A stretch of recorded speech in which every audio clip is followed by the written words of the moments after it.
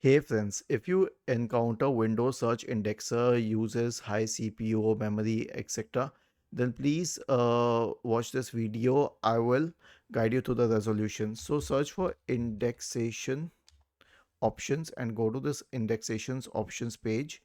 Now click on advanced and click on rebuild corresponding to delete and rebuild the index. Okay, this will need a while, and you can minimize this and continue with your work. If this doesn't help, then search for services in the Windows search bar. Wait, services in the Windows search bar and go to the services menu. Now scroll down to the Windows search service. Right click on it and then select restart. Was this helpful? If yes, then please subscribe to the channel. If not, then let us know in the comment section of the video on how we could help you further.